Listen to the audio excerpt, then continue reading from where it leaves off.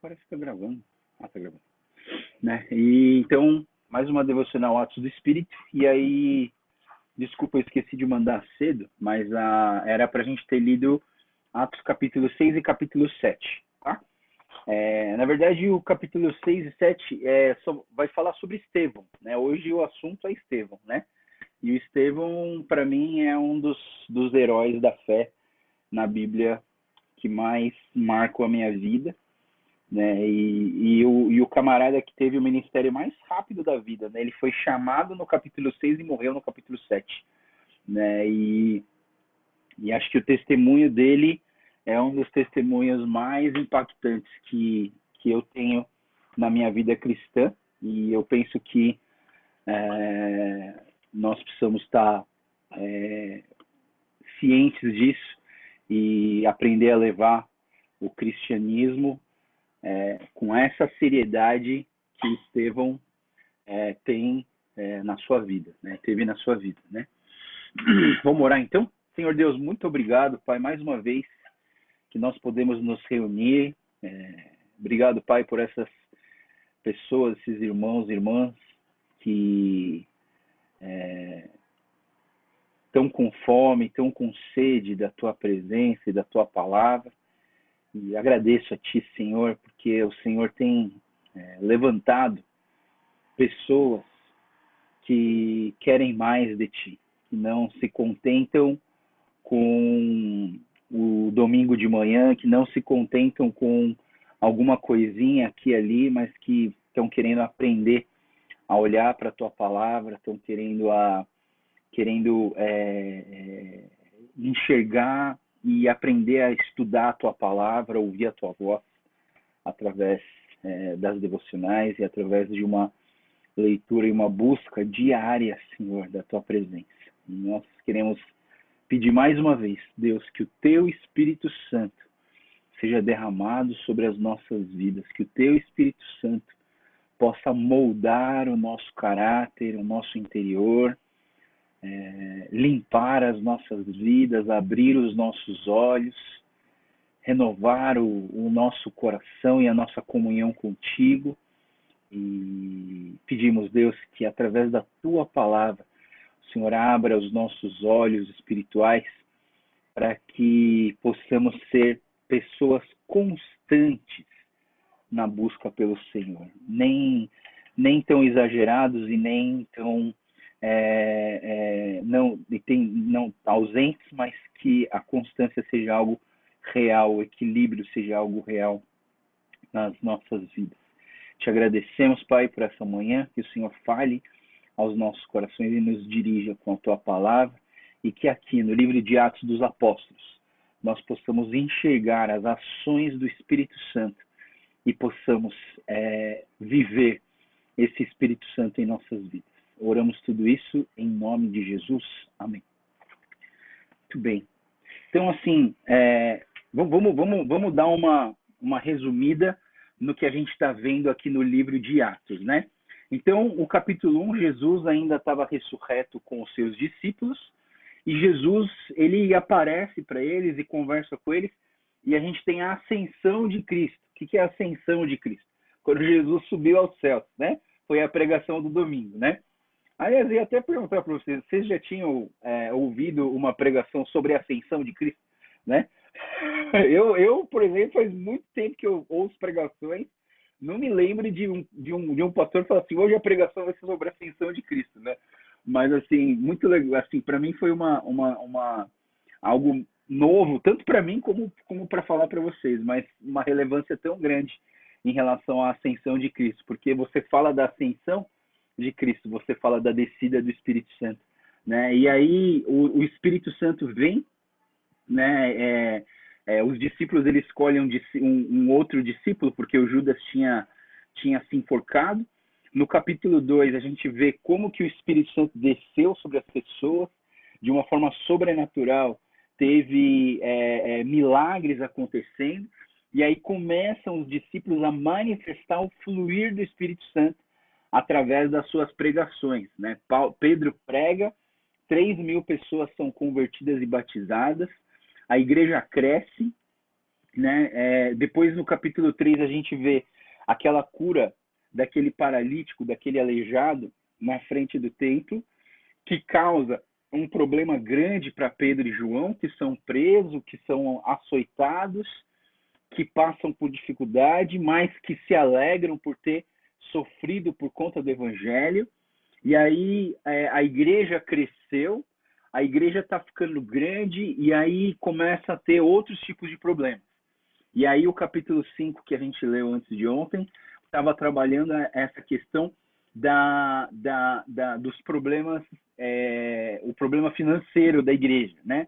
Não é que estava faltando dinheiro, mas é que o Ananias e a Safira tentaram enganar o Espírito Santo, falando que eles estavam dando tudo, mas eles estavam dando só uma parte, e a gente vê esses problemas. E a gente começa a ver também que os apóstolos começam a ser perseguidos, e a gente vê a igreja, assim, o texto fala que a igreja, eles iam crescendo todos os dias no templo e na casa, não deixavam de ensinar e proclamar o nome de Jesus, né? E acaba o capítulo 5 dessa maneira, e a igreja crescia a cada dia. É interessante pensar de que a igreja de Cristo, né, a igreja poderosa do Senhor, era uma igreja que crescia constantemente, né? E talvez esse seja um fator que a gente possa até refletir nas nossas vidas, se nós estamos crescendo continuamente, se nós estamos crescendo também entre os nossos irmãos, né? E é um ponto que eu acho que a gente precisava pensar. Às vezes a gente olha para a igreja e pensa assim, não, tá bom, se a gente não está quebrando, se a gente não está assim, deixando de ser igreja, tá ótimo, né? Mas eu penso que a nossa igreja ela precisa ser uma igreja que cresce, né? E eu acho que uma igreja que cresce é uma igreja que está no caminho certo, né? Não é uma igreja que se preocupa em simplesmente manter-se vivo, mas que cresce entusiasmadamente, né? Então, assim, eu penso dessa maneira, né? Então, e aí, então, a igreja cresceu, e aí, olha só, a gente entra no capítulo 6, que diz assim, né? Naqueles dias, crescendo o número de discípulos, presta atenção que o texto não fala que a igreja estava crescendo o número de membros. A igreja estava crescendo o número de discípulos. É diferente, pessoal, é diferente. Uma pessoa que frequenta a igreja, uma pessoa que participa da igreja, uma pessoa que assiste os cultos da igreja, é diferente de eu falar de uma pessoa que é discípulo, né? Então eu penso comigo mesmo, né? Esse grupo, para mim, esse grupo de estudo bíblico, de devocional, para mim, esse grupo aqui é um grupo de discipulado. Vocês estão sendo discipulados pelo pastor Joel, né? De tanto tempo que vocês passam comigo, que vocês já estão aprendendo os meus valores, vocês enxergam os meus valores e vocês estão conseguindo reproduzir valores e praticar valores que vocês aprendem nessas devocionais, né? Eu não estou fazendo aqui cópias do pastor Joel, não, de jeito nenhum. Eu não quero nem que vocês me copiem, porque cada um tem a sua característica. Eu quero que vocês copiem a Jesus. Mas eu penso que nessa igreja aqui de Atos, os discípulos, eles não estavam formando vários Pedrinhos, vários Joãozinhos, vários Tiaguinhos, vários Tomezinhos, vários Bartolomeuzinhos, não. Eles estavam fazendo discípulos de Jesus, né? E aqui a gente vê assim que não eram membros, mas eram discípulos. E esses discípulos, então vamos fazer as contas, né? Na primeira pregação entrou 3.000, já tinha 120, depois aumentou para 3.000 e depois aumentou mais 2.000, virando 5.000. E aí você tem um grupo, imagina o tamanho desse grupo, e diz o texto que todas as várias pessoas vinham de lugares distantes para Jerusalém, não por causa do templo de Salomão, mas por causa do quê? Por causa dessa nova igreja que estava se formando, que estava experimentando a ação do Espírito Santo na vida deles. E aí, assim, a igreja cresceu. Olha só o que aconteceu aqui nesse texto, né?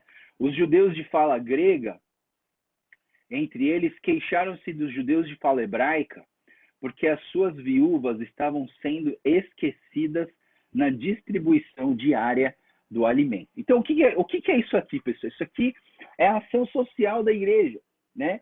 A ação social da igreja, ela não funciona simplesmente para pregar a palavra e fazer o louvor. Não, nós precisamos abrir o campo da igreja, entender que a igreja deveria afetar todas as esferas da sociedade. A igreja, é da igreja que deveria surgir a política, da igreja que deveria surgir a economia, da igreja que deveria surgir a arte, da igreja que deveria surgir o entretenimento, da igreja que deveria surgir tudo. Mas não, é o contrário. Hoje é o contrário. Você pega essas coisas e tenta trazer para dentro da igreja, né? Então, o que os políticos fazem em querer chamar de políticos evangélicos, isso está errado, porque você está querendo jogar a política para dentro da igreja. Não, a igreja deveria produzir essa política, né? Então, eu penso que a igreja ela não é só ensinamento teológico, mas a igreja deveria ser um sistema de apoio à sociedade e de originar projetos que abençoem a educação, que abençoem a solidariedade, que abençoem a todas as esferas da sociedade, né? E aí o que estava acontecendo? Todo esse trabalho estava aglomerado em cima de quem? Dos 12, dos discípulos. E os discípulos estavam o quê? Sobrecarregados. Eu ouvi, foi quando que foi? Foi antes de ontem, foi segunda-feira, segunda ou domingo. Eu assisti uma palestra que um pastor morreu com 53 anos, né? E o diagnóstico da morte desse camarada não foi o câncer. O diagnóstico desse camarada foi que ele morreu de ministério. Por quê? Porque ele estava tão sobrecarregado, que ele morreu por causa do ministério, né? Acho que um dos erros, ele morreu por causa do ministério porque ele não soube delegar e formar líderes. Outro erro, a igreja também não soube chegar para esse pastor e falar assim: você está exagerando e a gente vai pegar algumas áreas suas para você não se sobrecarregar, entendeu? E eu penso assim, sabe, pessoal, japonês tem um problema muito grande. Qual que é o problema do japonês? O japonês tem aquela palavra que não sei se é ingyo, mas é uma palavra de não querer dar trabalho para as pessoas. E aí o que acontece? O cara fica com esse negócio: não vou dar trabalho para esse, não vou dar trabalho para esse, não vou dar trabalho para esse. É um péssimo líder. Por quê? Porque o líder ruim é um líder que centraliza tudo em si e vira o Hitler da igreja, vira o ditador da igreja. Ele manda em tudo, ele dá ordem em tudo tem que acontecer da maneira dele, né? Então eu penso o seguinte, pessoal, acho que tem coisas dentro da cultura japonesa que a gente precisa retrabalhar, repensar nas nossas vidas, né? E eu acho, para mim, um líder bom é um líder que distribui trabalho, é um líder que consegue conectar pessoas para trabalhar junto, né? Então, um líder bom é um líder que trabalha em equipe, é um líder que envolve pessoas e é um líder que forma líderes, né? E não só um líder que aparece e que quer ser o herói da história, né? Então, tem um livro que eu e minha esposa a gente está falando muito e lendo esse livro, que chama Formadores de Heróis. Então, ele diz assim, que na verdade nós não temos que ser os heróis, nós temos que formar heróis, né? Nós não temos que ser o cara que fez a revolução da igreja, que melhorou, que fez um trabalho fantástico. Não, nós temos que ser formadores de herói. E eu acredito assim que o sucesso de alguém é quando ele tem sucessores melhores do que ele, né? E eu e minha esposa, a gente tem pensado nisso. Como que a gente vai formar e fazer líderes melhores do que a gente? Porque se os nossos líderes que estão sendo treinados conosco não se tornarem melhores do que a gente, nós fracassamos no nosso ministério. Né? Então, assim, o que acontece aqui? Os 12 discípulos, eles estavam sobrecarregados, tendo que trabalhar com o ministério da palavra, o ministério da oração, e eles estavam servindo as mesas e trabalhando nas áreas sociais. E aí o que acontece? Por isso os 12 reuniram todos os discípulos e disseram: não é certo negligenciarmos o ministério da palavra de Deus a fim de servir as mesas. Irmão, escolham entre vocês 7 homens de bom testemunho, cheios do Espírito Santo de sabedoria, e passaremos a eles essa tarefa e nos dedicaremos à oração e ao ministério. Então, o que acontece? Os discípulos, os 12, eles pensaram assim: puxa, nós andamos com Jesus. Nós fomos treinados para ser aqueles que vivem o Efésios 4:11, né? Abre comigo em Efésios 4:11, né? Esses discípulos, eles estavam vivendo o Efésios 4:11. O que é Efésios 4:11, pessoal? Se você abrir comigo, Efésios 4:11, ele diz assim: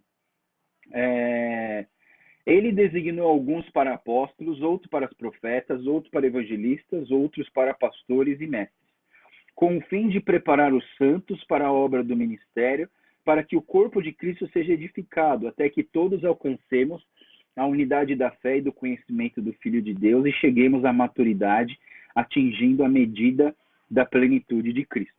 Então, assim, esse é o propósito, né? Os discípulos, eles eram os apóstolos, profetas, evangelistas, pastores e mestres. Esses 12, eles tinham essas características e eles estavam trabalhando no aperfeiçoamento dos crentes, para que os crentes se tornassem instrumentos poderosos para formar outros crentes.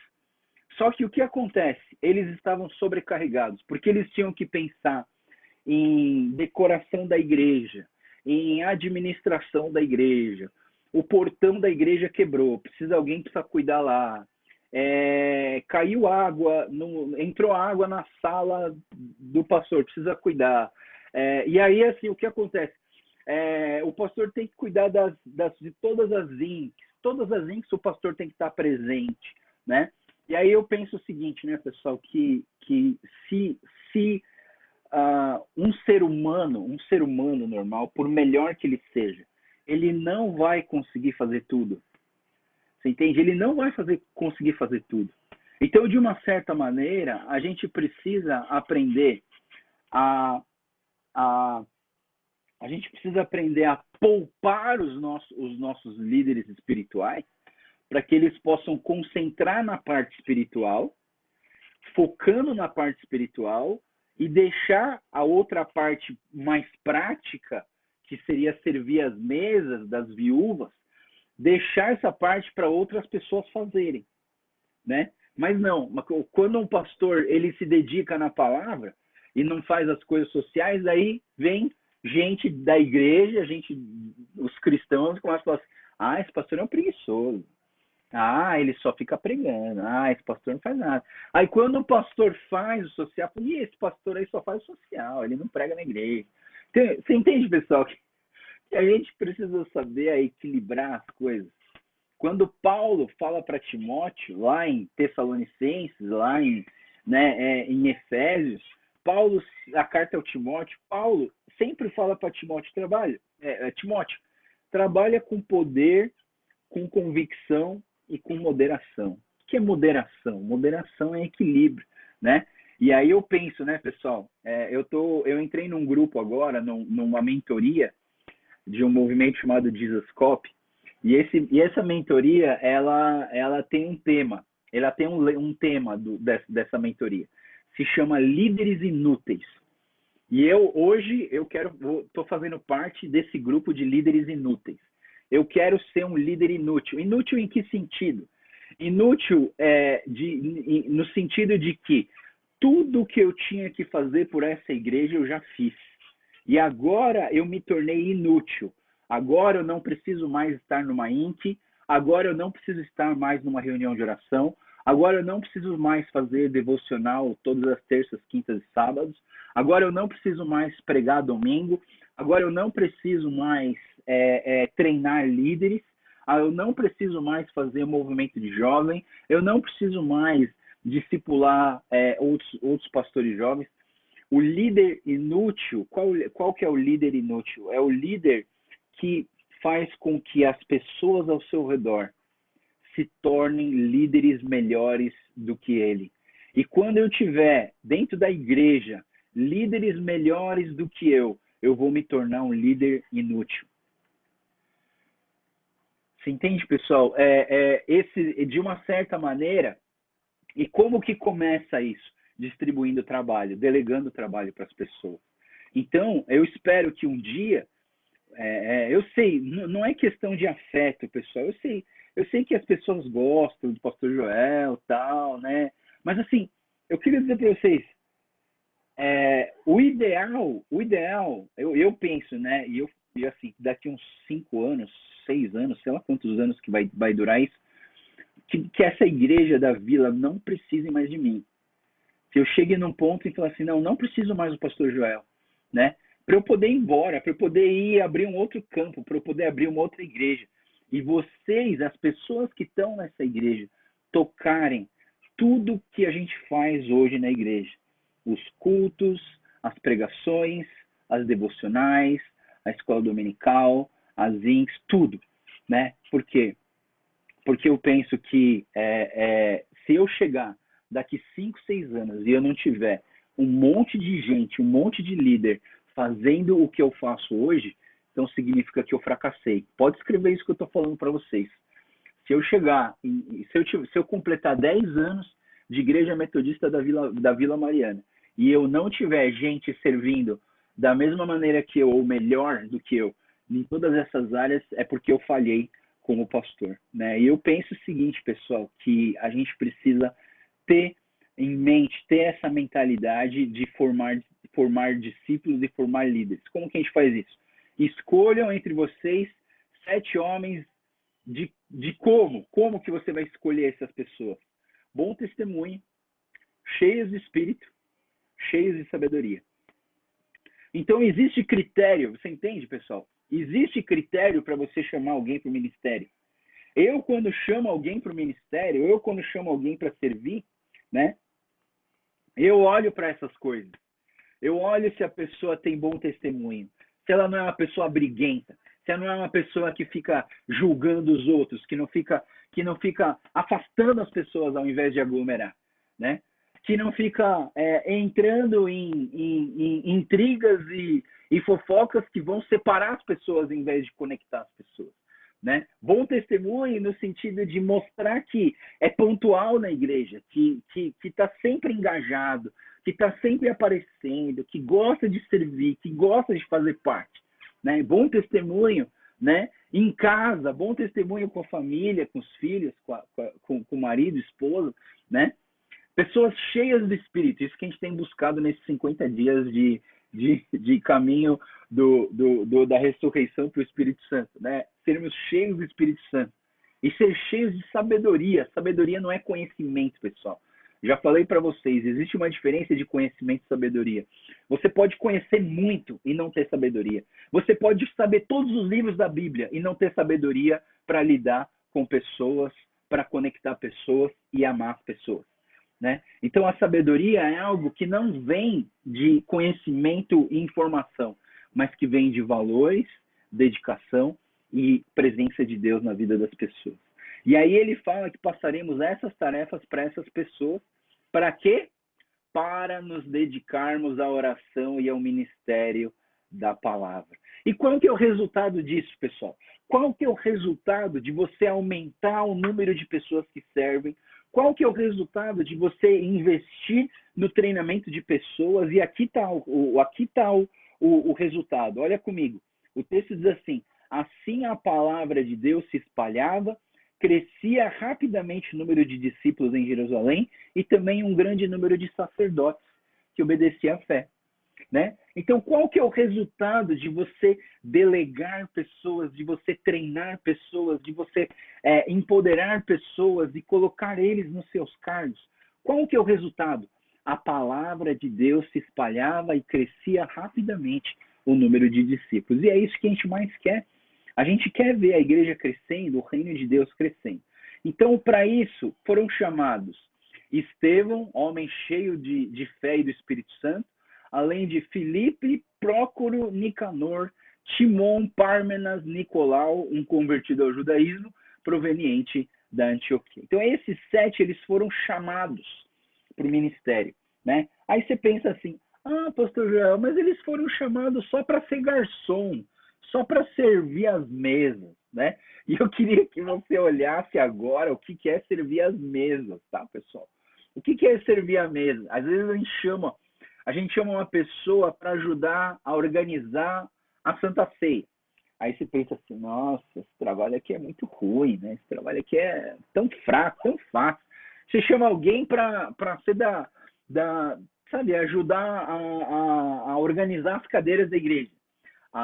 Mas esse trabalho aqui não é um trabalho de líder, isso aqui é um trabalho muito fraco. Pessoal, eu quero que você olhe assim. Como eu deixei o nome Estevão em vermelho aqui de propósito, tá, pessoal? Escolheram Estevão. Isso vale para Estevão, para Filipe, para Prócoro, para Nicador, para Timão, para Pármenas, para Nicolau, serve para todos. Esses homens, eles foram chamados para servir a mesa das viúvas. Aí começa aqui o próximo capítulo, versículo 8, né? Estevão, homem cheio da graça e do poder de Deus, que realizava grandes maravilhas e sinais entre o povo. Olha que interessante, pessoal. Aquele cara que foi chamado para ser garçom, porque aos nossos olhos o Estevão foi chamado para ser garçom, né? Para servir a mesa das viúvas. Negativo, negativo. Quando eu, por exemplo, um líder da igreja, chama alguém para servir em uma área, eu estou chamando essa pessoa para ficar do meu lado. Quando eu chamo você para ser líder de alguma coisa, líder da INC, líder de algum ministério, professor de escola dominical, eu não estou chamando você para trabalhar, eu estou chamando para você para ficar do meu lado. Eu estou chamando você para andar comigo, para eu te treinar, para eu ensinar você a ser um líder, uma pessoa que serve, uma pessoa capacitada, empoderada pela graça de Deus. Você entende, pessoal? Quando os discípulos chamaram Estevão, eles não chamaram Estevão para ser garçom, não chamaram Estevão para ser faxineiro, não chamaram Estevão para ser jardineiro, chamaram Estevão para ser um apóstolo de Jesus Cristo. Sabe, pessoal, às vezes a gente fica com esse negócio na cabeça, né? Mas o pastor só me chamou para tocar violão. Mas o pastor só me chamou para... Não, pessoal, quando a liderança da igreja chama pessoas para trabalhar, eles querem ver isso. Um homem cheio da graça e do poder de Deus realizava grandes maravilhas e sinais entre o povo. A gente fica com esse negócio assim, eu queria que o pastor me chamasse para ser o co-pastor. Eu queria que o pastor me chamasse para ser o coordenador da escola dominical. Eu queria que o pastor me chamasse para ser entendeu? Não, mas assim, quando você recebe um cargo na igreja, você recebe esse cargo para você manifestar a graça e o poder de Deus aonde você estiver. Aonde você estiver, com quem você estiver, você está sendo chamado para fazer parte desse povo que realizava sinais e maravilhas. Né? Pessoal, se você foi chamado para servir na INC, você tem uma oportunidade gigante de manifestar maravilhas e sinais do Senhor. Se você foi chamado para ser professor na escola dominical, você foi chamado para manifestar maravilhas na vida dos seus alunos, né? Se você foi chamado, sabe, pessoal, eu vou até falar uma verdade para vocês. Quando eu voltei do Amazonas, eu voltei lá para a igreja coreana, missionária oriental, e foi por causa de Deus mesmo, né? Deus falou assim, Joel, volta lá e eu quero que você fique lá naquela igreja, tá? Aí o pastor titular falou, Joel, onde você quer entrar na igreja? Né? Escolhe a área que você quer entrar na igreja. Eu falei, beleza. Eu quero entrar aqui na segunda geração de coreanos. Ele falou, tá bom. Vai lá, já tem um pastor lá. Vai lá e serve junto com ele. Aí eu cheguei, só que esse pastor não gostava de mim, né?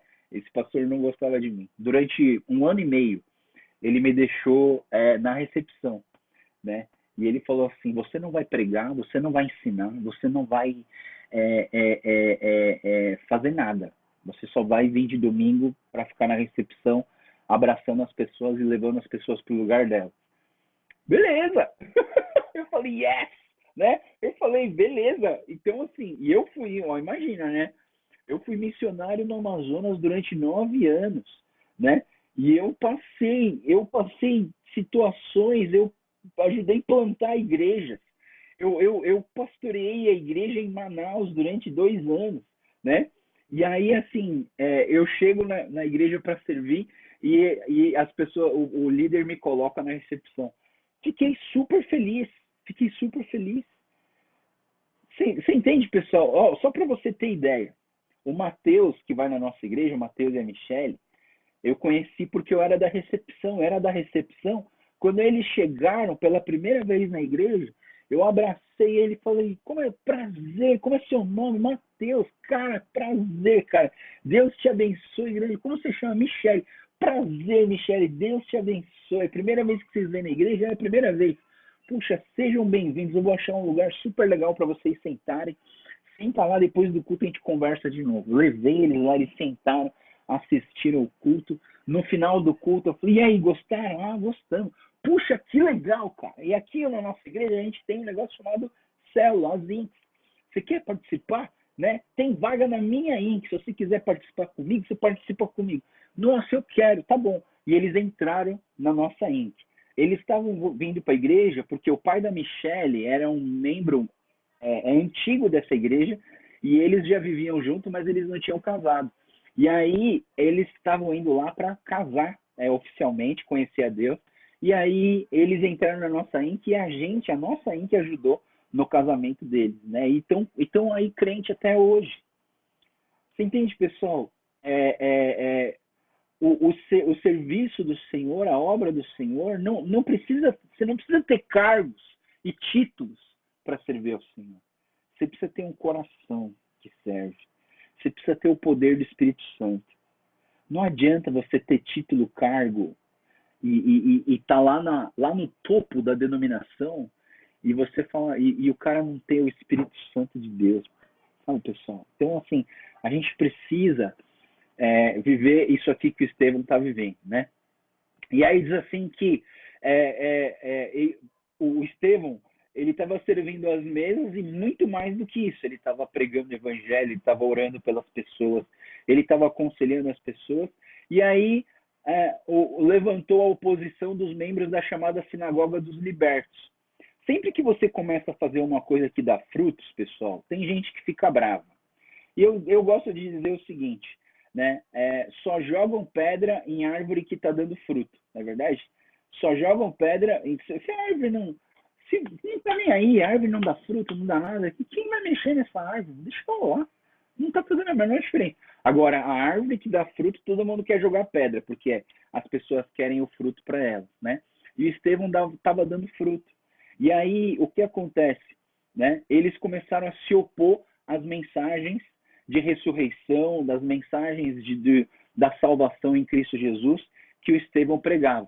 E aí diz que esses homens começaram a discutir com Estevão, mas não podiam resistir à sabedoria e ao espírito com que ele falava. Por quê? Porque o Espírito Santo falava através de através de Estevão. E o Estevão não tinha como fazer isso. Não tinha como resistir, as pessoas não conseguiam resistir à ação do Espírito Santo na vida do Estevão. Então, esses religiosos subornaram alguns homens, e aí esses caras começaram a criar mentiras, a criar intrigas entre a política e a religião e a vida do Estevão. E prendendo Estevão, levaram para o Sinédrio. Então o Estevão ele foi interrogado. Essas falsas testemunhas, eles diziam: este homem não para de falar contra o lugar santo e contra a lei, pois ouvimos dizer que esse Jesus Nazareno destruirá esse lugar e mudará os costumes que Moisés nos legou. Bom, você vê, né, pessoal? As verdades meia ditas, né? Elas geram pretextos, né? O pastor Arata sempre diz assim: um texto fora de contexto é um pretexto. Você pode pegar algumas palavras da Bíblia e transformar elas em ataques para com a religião. Os ateus, várias religiões usam a Bíblia para falar contra o evangelho, né? Ou seja, eu penso assim, né? As pessoas usam a própria palavra de Deus para criar pretextos fora do contexto, né? E esses homens fizeram exatamente isso. Então, o Estevão ele foi preso, só que aí o sumo sacerdote perguntou a Estevão: são verdadeiras essas acusações? E aí começa o discurso de Estevão. E vai daqui até o versículo 53, tá, pessoal? Eu vou resumir essa pregação de Estevão para a gente andar mais rápido, porque eu já estou quase passando do horário já, né? Eu acho que eu me empolguei hoje, né? Então, assim, toda essa parte aqui da pregação do Estevão, ela trabalha, na verdade, o Estevão, o que ele está fazendo? Ele está resgatando toda a história do Velho Testamento, ele está falando sobre o chamado de Abraão, a aliança que Deus deu a Abraão com a circuncisão, e ele fala que do Abraão gerou o Jacó, e o Jacó gerou os patriarcas, que são as 12 tribos, os pais das 12 tribos, inclusive José, e José os irmãos tiveram inveja de José, né? Aí depois aqui a gente vê, ele vai falar de José fez reconhecer para os seus irmãos, e o faraó pôde conhecer a família. Quando você dá uma olhada nesse texto capítulo 7, calma aí, eu já estou no capítulo 7, né? De 1 a 50, capítulo 7, de 1 a 53. Aqui é o discurso de Estevão. O que o Estevão está falando aqui? Ele fala sobre Abraão, fala sobre José, fala sobre Moisés. Aí ele fala principalmente que Moisés, aqui em amarelo, ele diz assim: este é aquele que Moisés disse aos israelitas: Deus lhes levantará entre os seus irmãos um profeta como eu. Quem é esse profeta como eu? Jesus Cristo. E aí ele entra na história de Jesus Cristo, ele entra na história de que os judeus, na época de Moisés, eles não souberam esperar e começaram a se tornar idólatras, né? E aí ele fala do templo, né? Aí ele fala o quê? Todavia, o Altíssimo não habita em casas feitas por homens. O céu é o seu trono e a terra a estrada dos seus pés. Que espécie de casa vocês me edificarão, diz o Senhor, onde seria meu lugar de descanso? Não foram as minhas mãos que fizeram todas essas coisas? Povo rebelde, e aqui vem a bronca, né? Povo rebelde, obstinado de coração, de ouvidos, vocês são iguais aos seus antepassados, sempre resiste ao Espírito Santo. E na pregação de Estevão, aqui está o problema maior, né? Lembra que eu falei para vocês, sempre que você olha para um texto, quer transformar ele numa mensagem, você precisa encontrar o problema, a graça e a missão. Quando você encontra isso, você monta uma mensagem. O grande problema da pregação de Estevão era esse, que nós somos rebeldes, nós somos obstinados de coração e de ouvidos, e nós somos iguais aos nossos antepassados que resistiram ao Espírito Santo. Isso aqui não é um problema dos religiosos, isso aqui não é um problema só dos saduceus, isso aqui é um problema de todos nós. Por quê? Porque nós resistimos. Ah, pessoal, mas como que eu resisto ao Espírito Santo? Eu vou na igreja? Sim, você resiste porque muitas vezes o Espírito Santo fala para você não fazer uma coisa e você faz. O Espírito Santo fala, não fala isso e você fala. O Espírito fala, não assiste isso e você assiste. Por quê? Porque nós somos obstinados de coração e de ouvidos, né? Então essa foi a bronca que Estevão deu para os religiosos daquela região. E aí o que acontece no finalzinho do capítulo 7, ouvindo isso, ficaram furiosos, rangiam os dentes contra ele. Mas Estevão, cheio do Espírito Santo, levantou os olhos aos céus e viu a glória de Deus e Jesus em pé à direita de Deus e disse: veja o céu aberto e o Filho do Homem em pé à direita de Deus. De uma certa maneira, o Estevão sabia que ele ia morrer nesse momento, porque da maneira com que esses religiosos ficaram furiosos e rangiam os dentes, né? E pensando, né, pessoal, aonde na Bíblia você vê que vai ter ranger de dentes, pessoal? Aonde que tem ranger de dentes? No inferno, né? Ou seja, esses homens, eles estavam manifestando a realidade do inferno na vida deles. E eles então atacaram Pedro. Eles taparam os ouvidos, gritando bem alto, lançaram-se todos juntos contra ele e arrastaram-no para fora da cidade e começaram a apedrejá-lo. As testemunhas deixaram seus mantos aos pés de um jovem chamado Saulo. Olha o Paulo aparecendo aqui. Enquanto apedrejavam Estevão, este orava: Senhor Jesus, recebe meu espírito. Então caiu de joelhos e bradou: não os consideres culpados desse pecado. E dizendo isso, adormeceu. Quando eu fui para Israel, eu fui lá na Porta Oriental, que era o lugar onde apedrejaram Estevão, né? E para mim foi o lugar mais marcante que eu fui quando eu estava em Israel, né? Foi o Portão Oriental onde Estevão foi morto. E nesse Portão Oriental é o mesmo portão que Jesus haveria de entrar, que o Messias haveria de entrar na segunda volta, né? E eu penso o seguinte, pessoal, que muitos de nós não levam a vida cristã como a de Estevão. E Estevão foi chamado para ser o mordomo que serve à mesa das viúvas. Você entende, pessoal? A gente, ao mesmo tempo que a gente tem conceitos muito inferiorizantes na nossa vida, a gente fala assim: eu não sou capaz, eu não tenho conhecimento, eu não sei falar na frente das pessoas, Alguns têm esse conceito de inferioridade e outros têm conceitos elevados.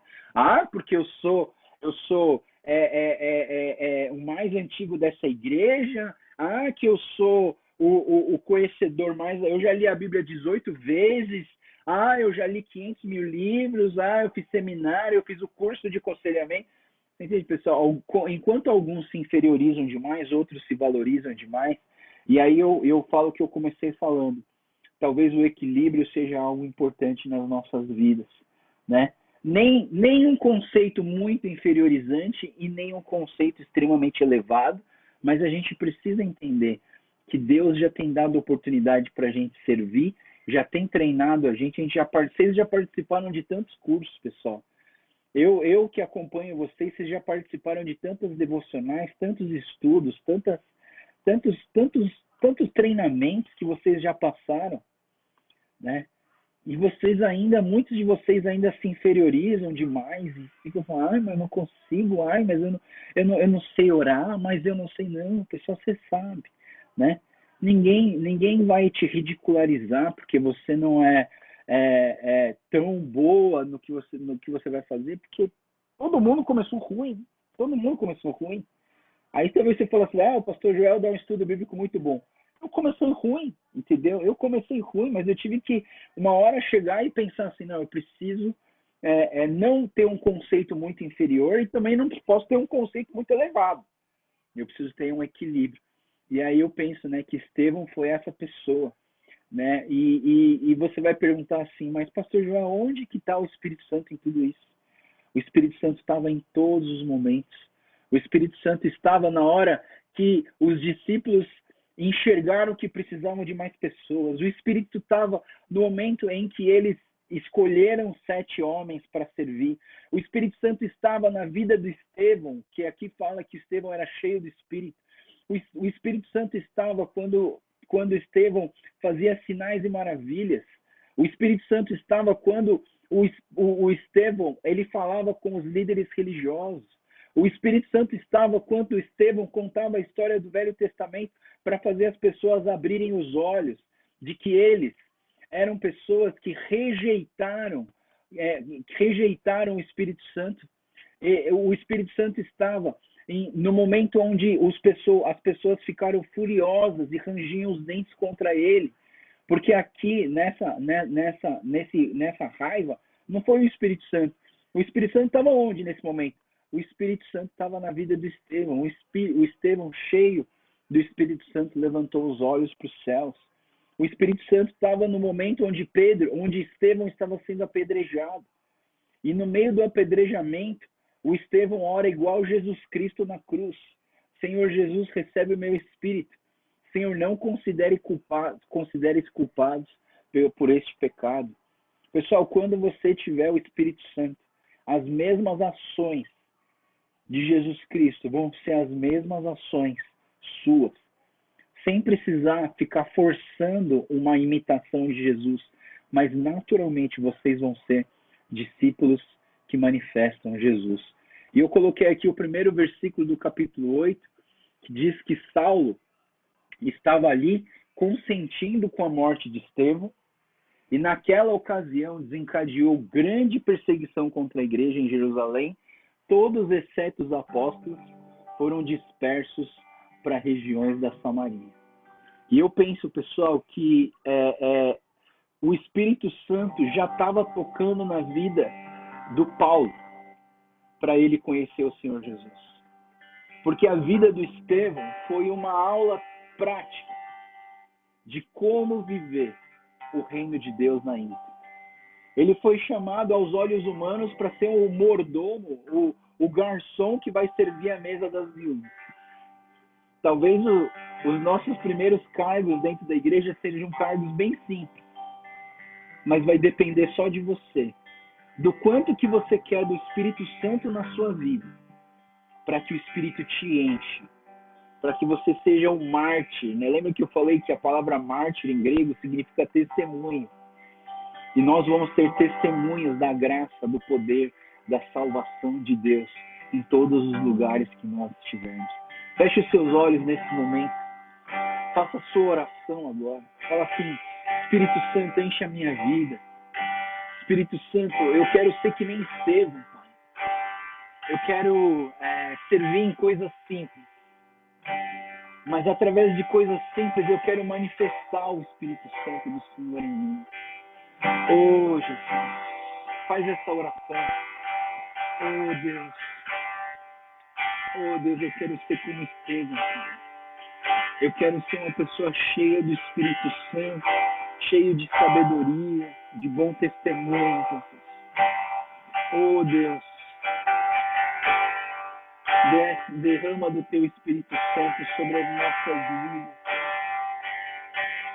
Oh, Deus, me dá um conceito equilibrado, nem inferior demais, nem altivo demais.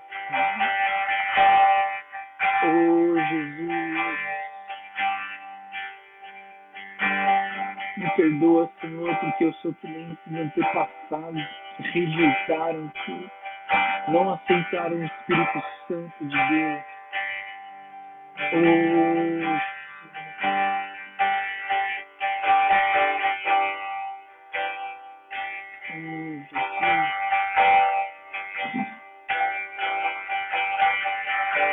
enche-nos do Espírito Santo.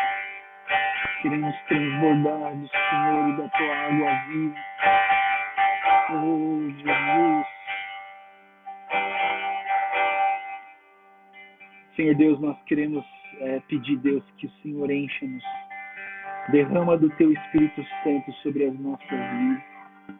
Abre os nossos olhos espirituais. Que nós possamos enxergar a beleza da sua santidade. Oh, Deus. Esvazia-nos de nós mesmos. Esvazia-nos da nossa carnalidade, Senhor. E enche-nos. Enche-nos com teu Espírito Santo, Pai. Derrama do teu Espírito Santo sobre nós, Pai. Nós queremos mais do teu Espírito Santo. Nós queremos fluir no teu Espírito Santo, na tua graça. Oh, Jesus, vem com teu Espírito Santo. Derrama sobre nós. Derrama sobre nós o seu poder e da sua graça. Oh, Jesus, faz-nos como Estevão,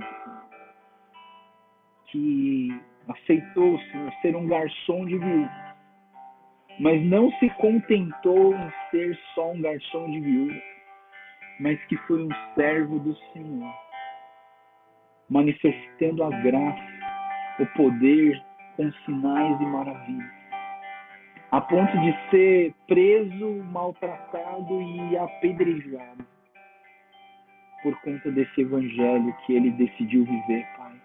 Por conta desse Espírito Santo que encheu e transbordou na vida dele para formar outros líderes. Eu tenho certeza, Deus, que o Estevão, ele morreu mas ele formou um outro líder maior do que ele, chamado Paulo. Porque através da dedicação e da devoção de Estevão, Paulo foi constrangido pelo amor, foi impactado pela presença do teu Espírito. E no capítulo 9, ele se converteu por conta da tua graça, do teu amor e do teu chamado. Converte o nosso coração, Jesus.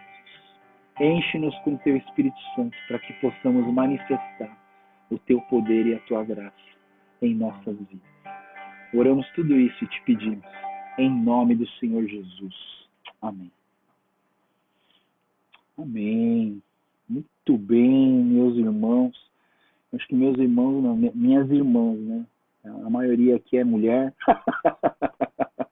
A maioria absoluta, se não me engano, só tem eu de homem aqui, né? Mas é isso, né? Alguém tem alguma pergunta, algum comentário? Você quer fazer algum comentário, alguma pergunta? Ah, deixa eu falar uma coisa em off para você.